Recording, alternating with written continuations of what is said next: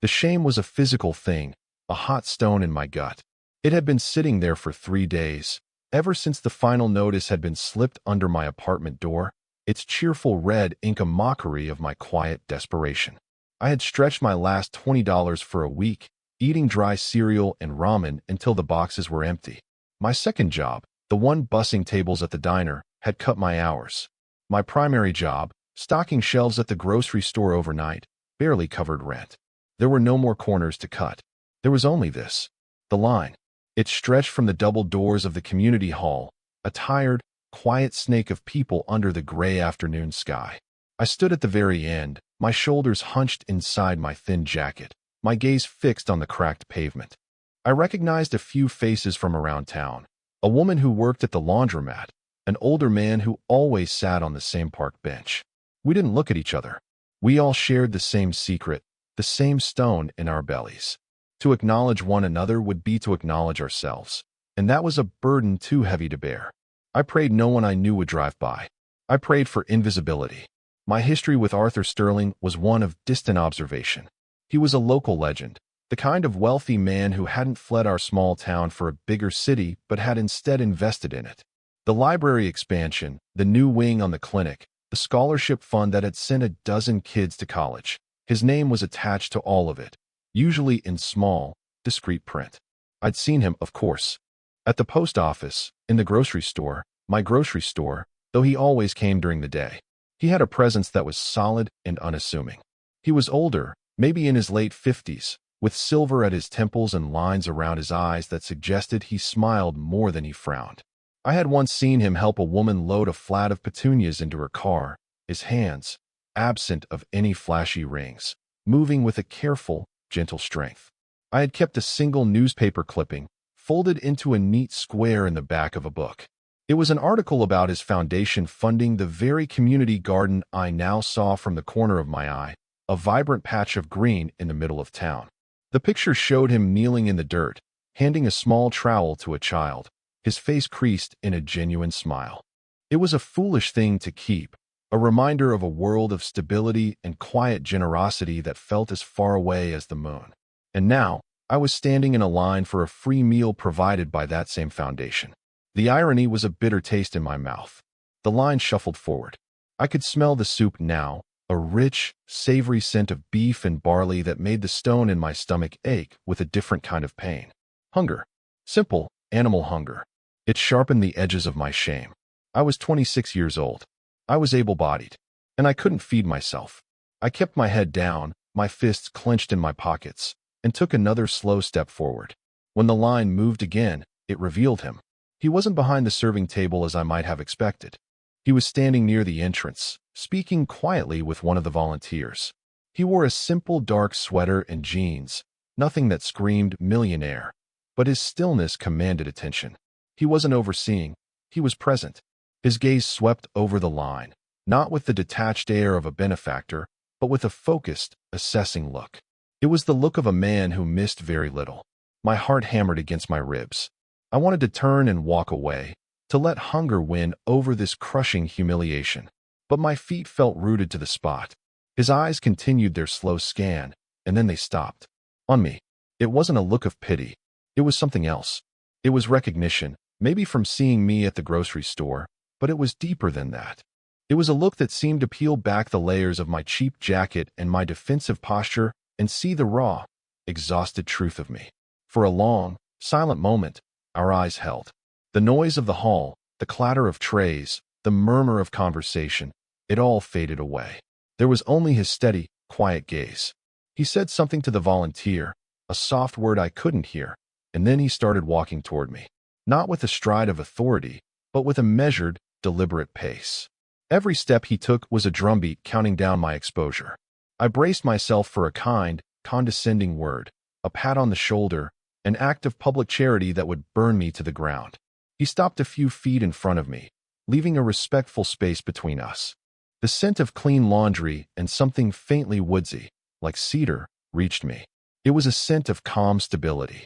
"Leo, isn't it?" he asked. His voice was lower than I'd expected, and warmer. It held no judgment. I could only manage a nod, my throat tight. He didn't gesture to the line. He didn't mention the soup. He looked at me, just me. "Come eat at my table," he said. It wasn't a command. It wasn't an offer of charity. It was a simple, direct invitation. I stared at him, bewildered. My mind, slow with hunger and mortification, couldn't process it. "What?" A small, almost imperceptible smile touched the corners of his mouth. "The volunteer table. The food is the same, but the company is quieter." He paused, his eyes searching mine. If you like, he was giving me an out. He was giving me a choice. He was offering me a measure of dignity. I hadn't realized I was starving for even more than food.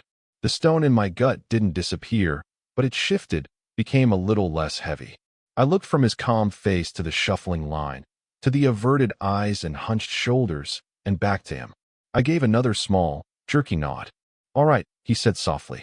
He turned, and I followed him, my legs feeling unsteady. He led me past the serving station, through a door into a smaller, quieter room where a few people in volunteer aprons were sitting around a long folding table, eating and talking in low voices. He led me to a small, separate table in the corner, set for two. It felt like an island of calm in a sea of my own churning anxiety. "Sit," he said gently. "I'll get you a plate." He walked away before I could protest, before my pride could reassert itself and tell me to run. I sank into the flimsy chair and watched him. He took a tray, moved through the line with an easy familiarity, and accepted a bowl of soup, a piece of bread, a bottle of water. He did it all himself. He, Arthur Sterling, was serving me. The absurdity of it was overwhelming. He returned and placed the tray carefully on the table in front of me. "There," he said, taking the seat opposite me.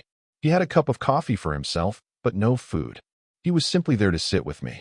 The silence stretched, but it wasn't uncomfortable. It was a permissive silence, one that allowed me to gather the frayed edges of myself. I picked up the spoon. My hand trembled slightly. The soup was thick and hot. The bread was fresh. I took the first bite, and the simple, honest warmth of it spread through me, chasing away some of the chill that had settled deep in my bones. I ate, not looking at him, focusing on the act of putting food into my body. It was the most delicious meal I had ever tasted. He let me eat nearly half the bowl before he spoke again. "It's a cold evening," he said, his voice a low rumble. It was a simple observation, a piece of conversational driftwood for me to cling to. "Yes," I managed to say, my own voice raspy. "I see you at the market sometimes," he continued, his tone casual.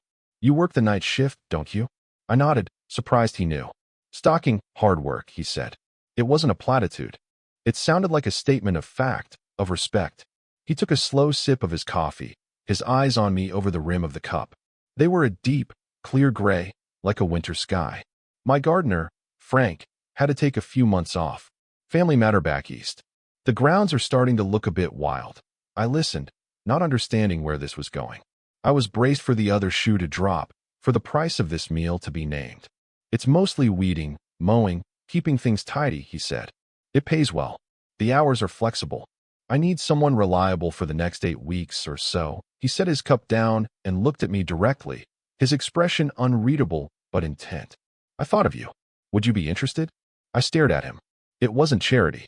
It was a job offer. A real, tangible offer of work, presented cleanly, without a hint of pity or obligation. It was a lifeline, thrown so matter-of-factly that it took my breath away. He was giving me a way to climb out of the hole I was in, a way that allowed me to keep my pride intact. He had seen me at my lowest, and his response was not to give me a handout, but to offer me a tool. My mind raced, suspicion warring with a desperate, burgeoning hope. Why me? Was this some kind of test? A project for the wealthy philanthropist? But his gaze was steady, patient. He was just a man, offering another man a job. I don't know much about gardening," I stammered, the first excuse that came to mind. "Frank left a detailed list," he said, a faint smile returning. "And I'm told the weeds are not particularly complicated. The main qualification is a willingness to work hard, and I've seen you do that." He had seen me. Not just in the line, but before. He had paid attention. The thought sent a strange warmth through my chest, a feeling so unfamiliar I couldn't immediately name it. It was the feeling of being visible. I looked down at my empty soup bowl, then back up at him.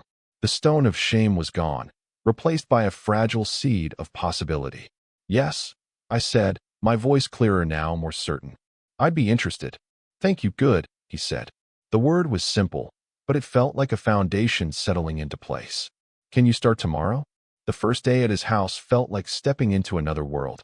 The property was set back from the road, hidden by a long, winding drive and a stand of old oak trees.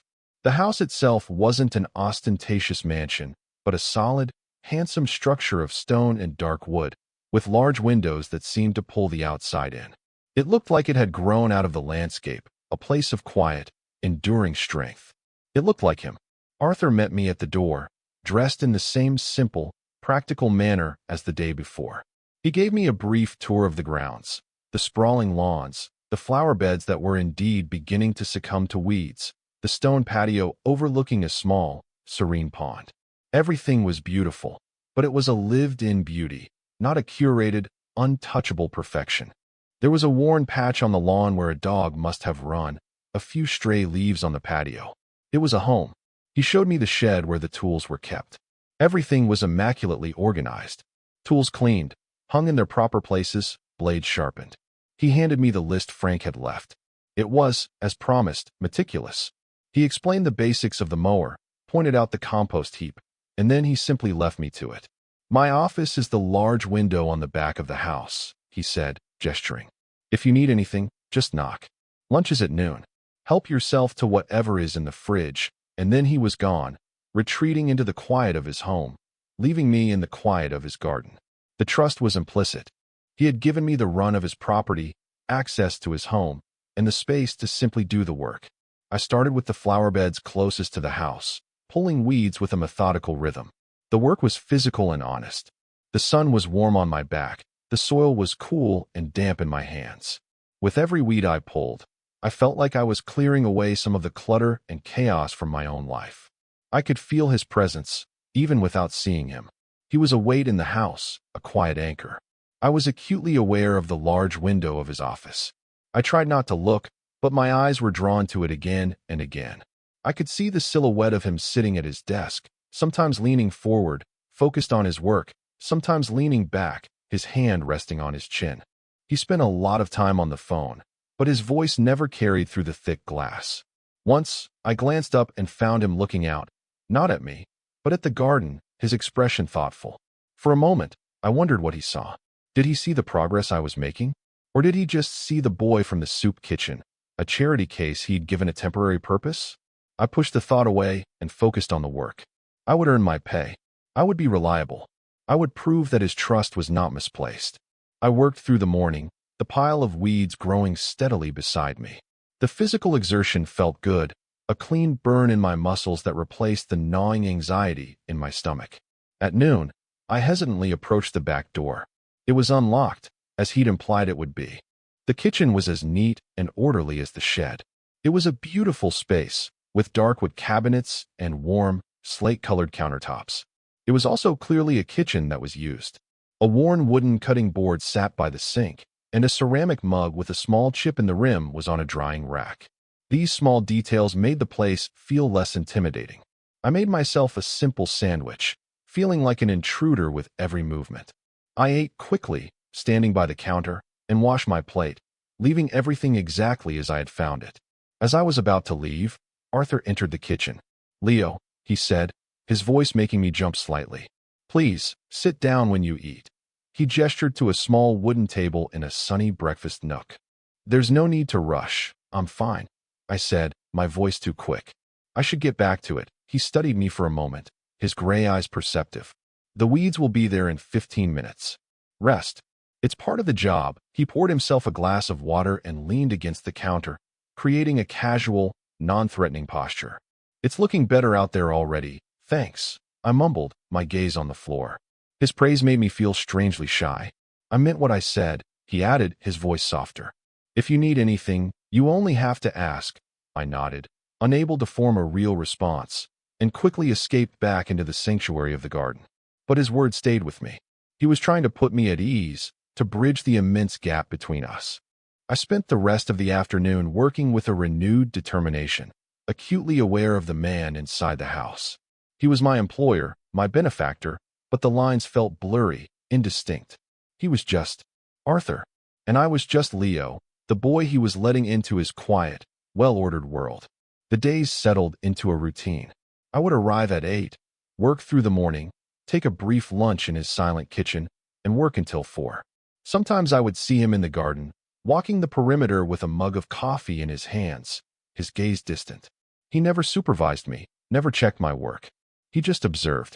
And on the few occasions our paths crossed, his smile was gentle and his words were few but kind. I began to learn the rhythms of his life through the window. The intense focus of his mornings, the slight slump of his shoulders in the late afternoon. I saw him laugh once, a deep, silent laugh during a phone call that made his whole body shake. The sight of it caused a strange flutter in my chest. I was watching a private moment, and it felt both intrusive and incredibly intimate. I analyzed every small gesture. The way he'd leave a cold bottle of water on the porch railing for me on hot afternoons, without a word. The way he said my name, a simple, two-syllable sound that he somehow infused with warmth and respect. I was living in a state of heightened awareness, cataloging these tiny moments, trying to assemble them into a picture I could understand. Was this just how he treated everyone? Was this simple, decent kindness, or was it something more? The uncertainty was a constant, low-level hum beneath the surface of my thoughts. I was terrified of misinterpreting him, of projecting my own desperate loneliness onto his actions. He was a wealthy, established man. I was a kid struggling to get by. The imbalance was a chasm between us. To imagine anything more than a professional courtesy felt like a dangerous fantasy. So I focused on the work, channeling all my energy and attention into the soil. I learned the names of the plants, the difference between a weed and a perennial. I took pride in the neat edges of the lawn, the clear, weed-free beds. The garden became my canvas, a way to show my gratitude, my reliability, without having to use words. One afternoon, the sky turned a bruised purple with frightening speed. I was at the far end of the property, clearing brush near the pond, when the first heavy drops of rain began to fall. I looked toward the house, a long run away, and sighed. I was going to get soaked. The rain came faster, turning from drops to a solid sheet of water. I pulled my thin jacket tighter and started to jog. Before I had gone 20 feet, I saw the back door of the house open. Arthur stepped out onto the patio, holding a large black umbrella. He didn't hesitate, walking out onto the lawn, into the downpour, his steps sure and steady on the slick grass. He came to meet me, the umbrella held high. He reached me and angled the umbrella to cover us both. "I thought you might need this," he said, his voice calm over the drumming of the rain. "Thank you," I said, breathless from the short run and the surprise of his gesture. We stood there for a moment, huddled together under the small circle of shelter he had created. The air was thick with the smell of rain and wet earth. I was close enough to see the individual silver strands in his hair, the way the rain had darkened his sweater at the shoulders. He turned, and we started walking back toward the house. To stay under the umbrella, we had to walk close together. Our shoulders brushed. It was a simple, functional contact, a necessity of the shared space, but a jolt went through me, sharp and electric. I flinched, expecting him to pull away, to re-establish the distance between us. But he didn't. His shoulder remained a solid, warm presence against mine. The contact was steady, unremarkable, and yet it felt like the most significant thing that had ever happened to me. We walked in silence, the only sound the roar of the rain on the umbrella and the squelch of our shoes on the lawn. The short walk felt like a lifetime. It was an intimacy I was completely unprepared for, a shared bubble of stillness in the midst of the storm. I was intensely aware of his scent, the warmth radiating from his body, the steady strength of the hand holding the umbrella over our heads. He was protecting me from the storm. The thought was so simple, so literal, and yet it resonated deep inside me. We reached the shelter of the covered porch, and he collapsed the umbrella, shaking the water from it. "You're soaked," he said, his eyes scanning my damp clothes. "It's okay," I said, though I was shivering slightly. "Come inside," he said, his tone leaving no room for argument. "I'll get you a towel." "You can't go home like that." He led me into a small mudroom off the kitchen and handed me a thick, soft towel from a linen closet. "Get dry," he said. "I'll make some tea." As I toweled my hair, I could hear him moving around in the kitchen, the clink of mugs, the rush of water filling a kettle. The simple, domestic sounds were comforting. He returned with 2 steaming mugs. He handed one to me. Our fingers brushed as I took it. His hand was warm and dry, the brief touch sending another shockwave through my system. It was longer than accidental. It was a touch that lingered, that acknowledged. I looked up and met his eyes. He held my gaze for a beat longer than necessary, his expression unreadable but soft. My heart was hammering. This was different. The rain, the umbrella, the brush of our shoulders, and now this quiet, deliberate touch. It felt like a question was being asked, one I didn't know how to answer. I looked down at the mug in my hands, its warmth seeping into my cold fingers. The moment passed. He stepped back, breaking the spell. "Drink that," he said gently. "The storm will pass soon." I nodded, my throat too tight to speak. I was trembling, and it was no longer from the cold. It was from the terrifying, exhilarating possibility that the kindness he was showing me wasn't just kindness at all. It was something more, something I had been too afraid to even let myself want. And I had no idea what to do with it. A few weeks into the job, I encountered a problem. A large, decorative stone bench near the rose garden had shifted, one of its heavy legs sinking into the soft ground after a week of steady rain. It was tilted at a precarious angle, and I knew it needed to be moved and reset on a more stable footing.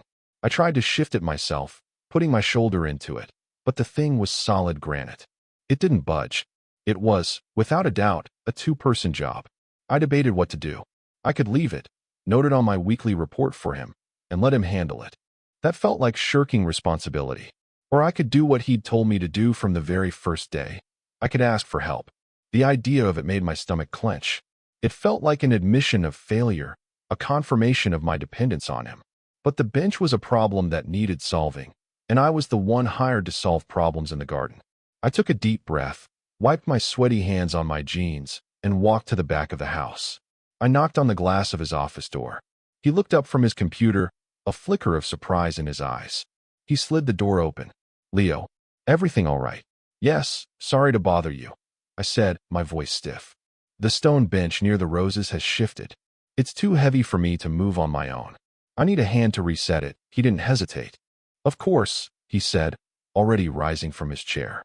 "Let me just change my shoes." A few minutes later, he emerged from the house wearing sturdy work boots and a plain t-shirt that showed the solid build of his shoulders and arms. He looked different out of his usual sweaters and button-down shirts, more grounded, more elemental. He followed me to the bench and assessed the situation with a practical eye. "All right," he said, rolling his shoulders. "We'll have to lift it clear, level the ground underneath, and then set it back down. You take that end." On 3-inch for the next half hour, we worked together. The task required a physical coordination that transcended our usual roles. We were no longer employer and employee.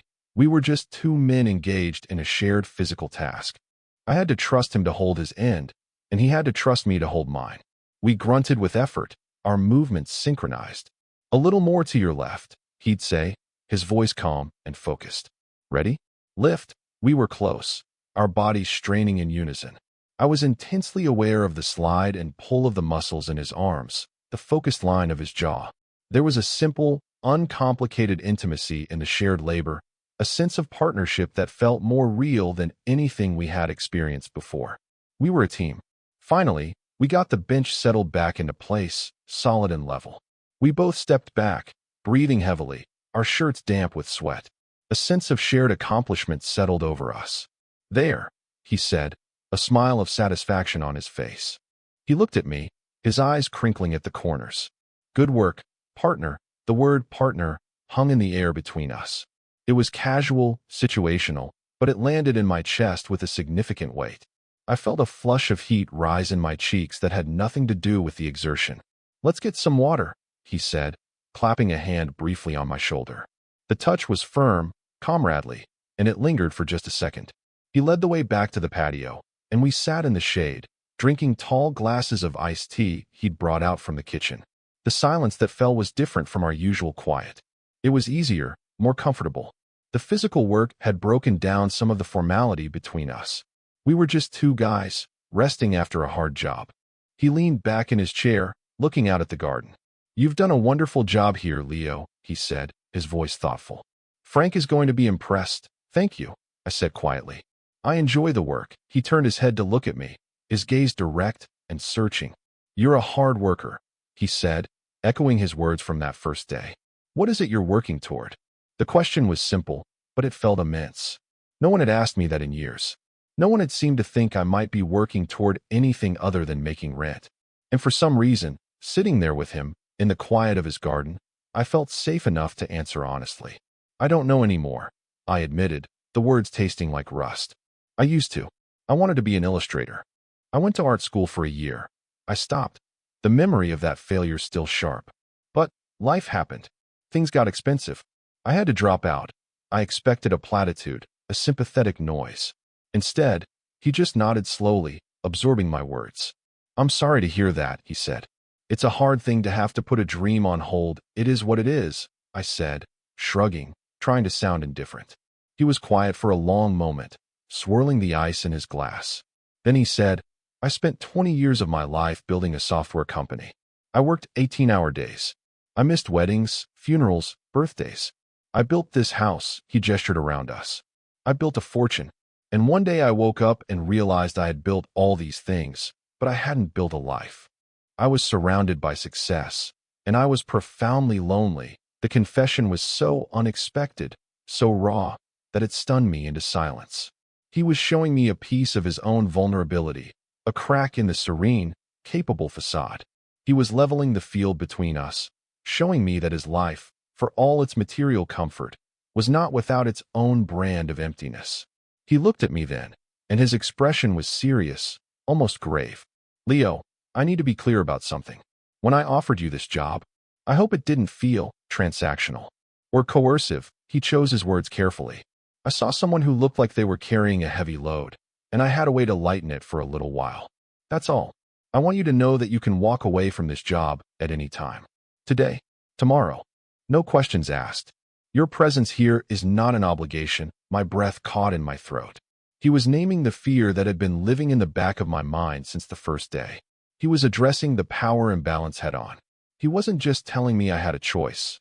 He was making sure I knew I had the power. He was worried about how I saw him, worried that I might feel trapped. The care in his words, the profound respect he was showing me, was more overwhelming than any grand gesture could ever be. He was giving me back my agency, an agency I hadn't even realized I felt I was losing. "I know," I said, my voice thick with an emotion I couldn't name. I don't feel trapped." "Good," he said, and the relief in his voice was palpable. "That's very important to me." We sat in silence again, but the air between us had changed. A door had been opened. He had shown me his own loneliness, and he had honored my independence. He had seen the unspoken anxieties I carried about our situation and had met them with honesty and care. In that moment, he wasn't my rich employer. He was just Arthur, a man who understood what it meant to be alone. And I wasn't the poor kid from the soup kitchen. I was just Leo, a man who was, for the first time in a very long time, starting to feel seen. The newfound ease between us was a fragile, beautiful thing. For a week, it felt like we were walking on new ground. Our conversations became a little longer, a little more personal. He asked about the kind of art I used to make. I asked about the dog he used to have, whose worn patch of lawn I still carefully mowed around. We were learning the small histories of each other. The chasm of wealth and age was still there, but we were building a narrow, sturdy bridge across it. Then, the town reminded me of how the world saw us. I was at the small local grocery store, not the one I worked at, but the one closer to Arthur's house, picking up a few things after my shift. I was standing in the checkout line when I heard a familiar voice. "Well, look at you, moving up in the world." I turned. It was Dave, a guy I'd gone to high school with, someone who had always had a mean-spirited edge to his humor. He was smirking, his eyes flicking over me with a look of knowing condescension. "I saw you leaving Sterling's place the other day," he said, his voice just loud enough for the cashier and the woman behind me to hear. "He letting you trim his hedges now? Or is it something else you're handling for him?" The insinuation was as ugly as it was unmistakable. The heat of shame, an old and familiar enemy, flooded my face. Every fear I had about how this would look to other people was being realized in the harsh, fluorescent lighting of the checkout aisle. I was the poor kid. He was the rich, older man. The story wrote itself, and it was a sordid, transactional one. I mumbled something noncommittal, paid for my groceries as fast as I could, and fled the store. The short drive back to my apartment felt endless. Dave's sneering words echoed in my head. I felt dirty, exposed. The quiet dignity Arthur had so carefully helped me rebuild felt like it was crumbling into dust.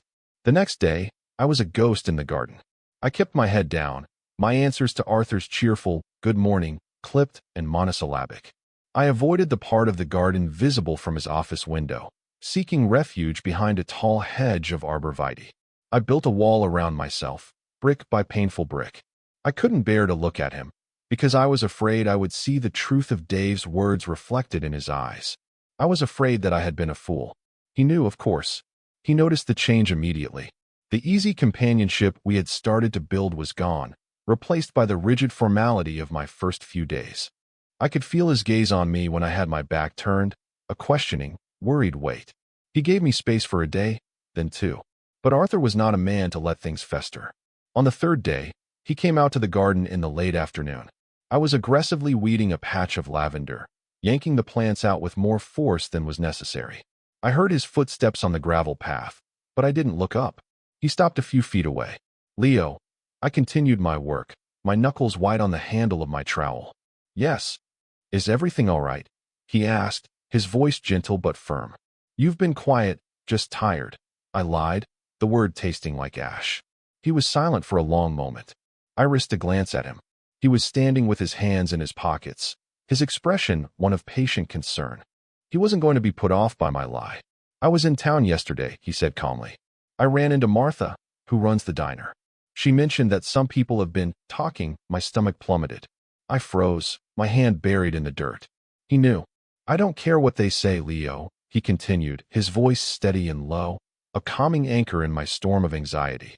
"Their opinions mean nothing to me. But I do care about what you think. And I care if this is hurting you." I couldn't speak. I just knelt there, staring at the rich, dark soil, the wall around me beginning to crack under the weight of his direct, compassionate honesty. He took a slow step closer. "What matters to me is what is happening right here, between us. Nothing else." He paused, letting the words sink in. "If my presence in your life is causing you harm, if it is making your world smaller or more difficult, I will step back. I will write you a check for the remainder of your contract, and you never have to see me again. Your well-being is the most important thing." He laid the choice bare. He was offering me an escape, a clean break, protecting me even from himself. "But," he said, and his voice dropped even lower, becoming softer, more vulnerable than I had ever heard it. "If you would like me to stay, I would very much like to stay." It wasn't a question about the job anymore. We both knew it.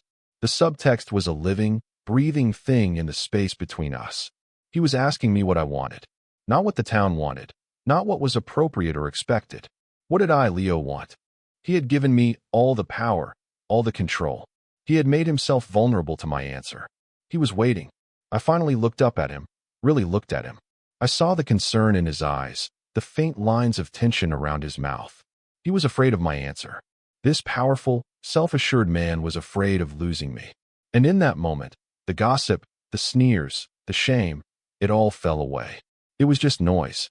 The only thing that was real was the quiet, steady man standing in front of me, offering me a choice, offering me himself. The silence stretched, thick with unspoken feelings. My mind was a whirlwind. I could retreat. I could take the easy way out he had offered, run back to the familiar solitude of my small apartment, my head held low. It would be safer. No one would talk. No one would judge.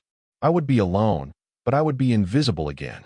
The thought was like a door slamming shut on a sunlit room. Then I thought of the last few weeks. The quiet comfort of his presence. The warmth in his voice when he said my name. The solid feel of his shoulder against mine under the umbrella. The way he had looked at me after we moved the bench, as if I were his equal, his partner. He hadn't just given me a job. He had given me a space to breathe, a place to feel steady. He had treated me with a kindness and respect that no one else ever had. To walk away from that felt like a betrayal not of him, but of myself. It would be choosing fear over a fragile, terrifying, beautiful hope. I pushed myself to my feet, brushing the dirt from my knees. My hands were trembling, but my voice, when it came, was clear. "I don't want you to step back." The words, spoken aloud, were a revelation. They were the truest thing I had said in years. Arthur's entire posture seemed to soften, a wave of relief washing over his features. The tension around his mouth eased, and his gray eyes, which had been filled with uncertainty, now held a deep, profound warmth. "I've been afraid," I admitted, the confession tumbling out now that the dam had broken. "Afraid of what this is, of what people will think, of all of it." He closed the small distance between us, stopping just in front of me. The air grew thick, charged with a new energy. "The only two people whose thoughts matter in this are you and me," he said, his voice a low murmur. "And my thoughts are very simple, Leo. I enjoy your company more than I have enjoyed anyone's in a very long time." He lifted a hand, slowly, giving me every opportunity to pull away. He didn't grab or seize. He gently cupped my jaw, his thumb resting on my cheek. His skin was warm, his touch impossibly soft. It wasn't a touch of ownership, it was a question, an offering, and I leaned into it. The world narrows, simplifies, until it exists only in this single point of contact. The scent of lavender from the garden, the feeling of his calloused thumb brushing against my skin, the steady warmth of his palm holding me. This is real. This is happening. My fear dissolves, replaced by a feeling of rightness, of arrival. He searched my eyes, his own gaze dark and intense.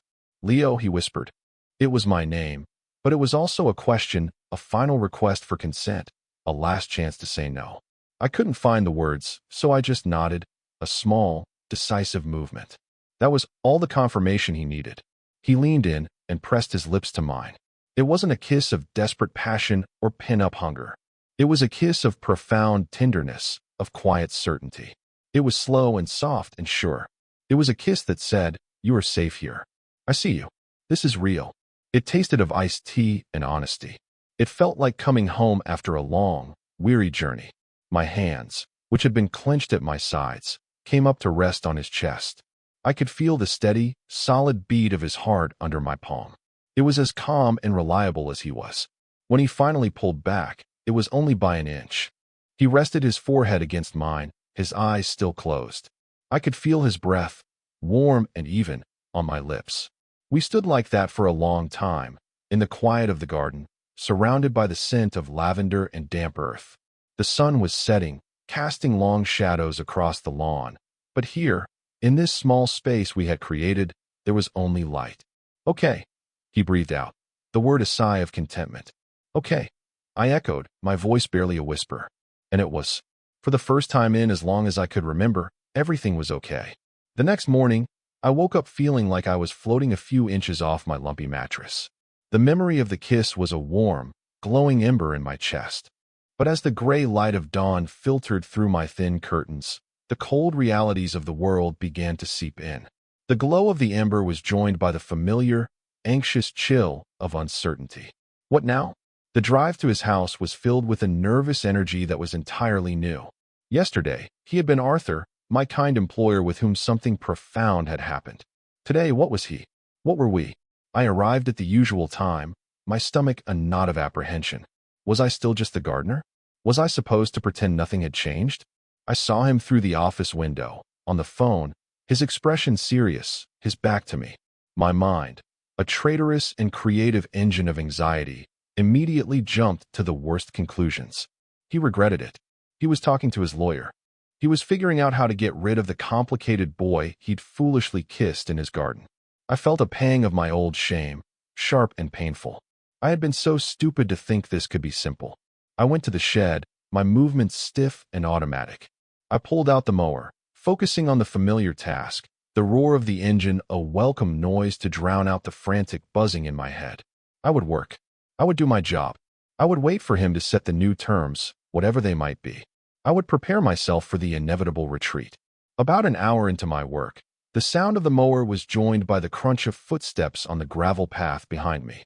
I shut off the engine, the sudden silence deafening. I turned, my heart pounding. Arthur stood there, holding 2 mugs of coffee. He had a small, hesitant smile on his face. He looked nervous. The realization struck me with the force of a physical blow. He was as uncertain about this as I was. "I thought you might need this," he said, holding one of the mugs out to me. I took it, our fingers brushing for a moment. The jolt was still there, but this time it was familiar, reassuring. "Thank you." I said, my voice quiet. Can we sit for a minute? He asked.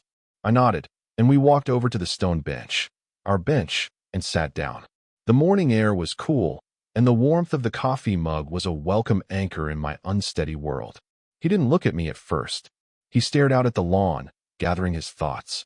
Leo, he began, his voice serious. Last night was important to me. Very important. He turned to face me, his gray eyes clear and direct. And I want to be absolutely clear about things, so there are no misunderstandings between us. I braced myself. Here it comes. This, he said, gesturing with his mug to the space between us, is new. And it's something I want to explore very much. But it is entirely separate from your work here. He met my gaze, his expression earnest. Your job is your job. You are doing excellent work, and you are free to leave it at any time, for any reason. That has not changed. I will never use my position as your employer to influence you or to make you feel obligated to me in any way. Your freedom, your choice, is the most important thing here. He was doing it again. He was seeing my deepest anxieties and naming them, dismantling the power imbalance with careful, deliberate words. He wasn't glossing over the complications. He was facing them head-on, for my sake. I know this is unconventional, he continued. And I know there's a power dynamic that we can't ignore. So we have to be conscious of it. We have to navigate it carefully, which is why I think, for now, it might be best if we keep this separate from this space. He paused. I was hoping you might let me take you to dinner tonight. In town. On neutral ground. As just Arthur. Not as your boss. The relief that washed over me was so immense it almost made me dizzy. He wasn't retreating. He was advancing, but he was doing it with caution and care and a profound respect for my autonomy. He was building a new framework for us, one where I could feel safe, where I could be his equal. A real smile, the first genuine one of the day, spread across my face. I'd like that very much, I said. His own smile widened, the nervousness vanishing from his eyes, replaced by that familiar, gentle warmth. Good, he said. 7 o'clock? That evening, I spent more time getting ready for a simple dinner than I had for anything in years. I ironed my best shirt, a plain blue button-down that was slightly frayed at the collar, and debated for 10 minutes over whether my work jeans were too casual. The reflection that stared back at me from the cracked mirror in my bathroom was still me, still thin, still with tired eyes. But there was something different there, too. A flicker of hope. He picked me up from my apartment. Seeing his clean, understated car parked in front of my rundown building was a jarring juxtaposition of our two worlds. But when he got out and smiled at me, none of that seemed to matter. He wasn't looking at my building. He was looking at me. He took me to a small Italian restaurant on the edge of town, a place with checkered tablecloths and candles stuck in old wine bottles. It was quiet, respectable, and completely neutral. As we were led to a table in the corner, I saw her, Mrs. Gable, a notorious town gossip who was in my checkout line at the grocery store at least once a week. She saw us, too. Her eyes widened, and she immediately leaned over to whisper to her dining companion. I felt a hot flash of self-consciousness. My shoulders tensed, and I instinctively wanted to shrink into myself. This was it. The test. We were public now. We sat down, and the silence was heavy with the weight of that woman's stare. I fumbled with my napkin, my eyes fixed on the table. Then, I felt a warm weight cover my hand. I looked up. Arthur had reached across the table and placed his hand over mine. He didn't say anything. He just held my hand, his grip firm and steady, his thumb stroking my knuckles gently. It was a small, quiet gesture, but it was profoundly public. It was an anchor. It was a declaration. He wasn't hiding me. He wasn't ashamed. He was here, with me, and he didn't care who saw. He met my eyes, a question in his. Are you okay? I took a breath, and for the first time, I felt the gossip lose its power. It was just noise from a world outside the small, warm circle of our table. I turned my hand over and laced my fingers with his. I gave his hand a small squeeze. I'm okay. A slow smile spread across his face. He squeezed back, and then, reluctantly, let go as the waiter approached. But the connection had been made. The test had been passed. We had faced the world together, and we hadn't flinched. The rest of the dinner was easy. We talked, we laughed, and for the first time, I felt like I was on a date. A real date. With a kind, handsome, steady man who just happened to be my boss. And somehow, That part was beginning to matter less and less. The weeks that followed were a careful, deliberate exploration. We continued to build our new reality, piece by piece, with conscious intention. The dinner in town became a regular occurrence, our small act of public normalcy. We learned to ignore the curious stares, the whispered comments. Arthur's quiet, unwavering certainty was a shield, and standing next to him, I began to feel its strength seep into me.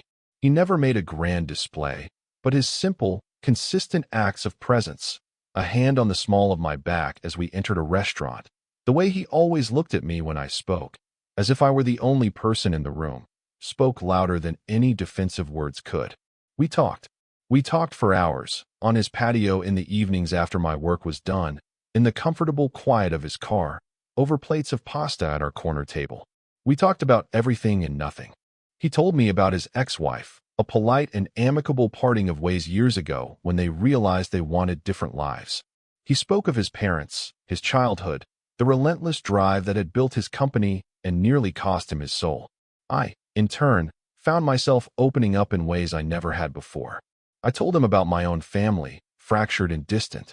I told him about the crushing weight of student debt that had forced me out of school, the series of dead-end jobs that had eroded my confidence and my hope. He listened. He never offered pity, and crucially, he never offered to just fix my problems with his money. That was the boundary we both instinctively knew was the most important. When I mentioned my car was making a noise I couldn't afford to get checked out, he didn't offer to buy me a new one. Instead, he said, "I know a good mechanic, an honest guy. Let me give you his number. Tell him I sent you. He'll give you a fair price." He offered resources, not rescue. He supported my independence, never tried to undermine it. One evening, sitting on his porch as the fireflies began to light up the twilight, he turned to me with a serious expression. "My offer still stands, you know," he said quietly. "About the job. If this ever feels too complicated, working for me while we do this, I will help you find something else. Something better. Your financial security should never feel tied to our relationship." I looked at him, at the earnest concern in his eyes. A few weeks ago, that offer would have felt like a lifeline. Now, it felt different. The garden was no longer just a job. It was a place we had shared, a place where we had found each other. And leaving it felt like it would be severing a root of our fledgling connection. "I want to stay," I said, and the words were firm, certain. "I like my job. I like working here. It feels right. For now." I paused, then added, "But I appreciate you saying that." "More than you know," he nodded, accepting my decision. We were making the rules as we went along, checking in, ensuring we were both still on solid ground. We agreed that when the initial contract for the garden work was up in a few weeks, we would reassess. It was a practical, grounded approach that soothed the anxious part of my brain that was still terrified this was all a dream. The physical side of our relationship deepened at the same slow, deliberate pace. Kisses on the porch became longer, more searching. A hand on my knee during a car ride felt charged with a quiet electricity. But he never pushed for more. He let me set the pace, always waiting for my signal, my lean in, my hand reaching for his. He was giving me control, letting me be the one to close the distance. It was the most profound act of respect, and it made me feel safer than I had ever felt in my life. One afternoon, he came out to the garden while I was planting a flat of new marigolds.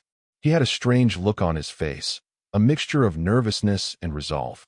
"There's a guest cottage on the back of the property," he said, getting straight to the point. "It's small, just a bedroom and a little kitchen. It hasn't been used in years." I looked up at him, my hands still in the dirt, unsure where this was going. "I know your lease is up at the end of the month," he said. He knew this because I had mentioned it in passing, complaining about the rent increase my landlord was imposing. "I was thinking you could stay there. Not as a condition of working here. Not as anything other than a place to live. You could pay me rent, a fair rent, whatever your current apartment costs. You would have your own space, your own key, your own life. But you would be closer." He looked so anxious as he made the offer, so worried I would misinterpret it as him trying to trap me, to make me dependent. But I saw it for what it was. It was a practical solution and a deeply hopeful gesture. It was a way for us to be nearer to each other without me having to give up my own front door. It was another step in building something together, a shared space that still respected my independence. I looked from his worried face to the big, quiet house, then back to him.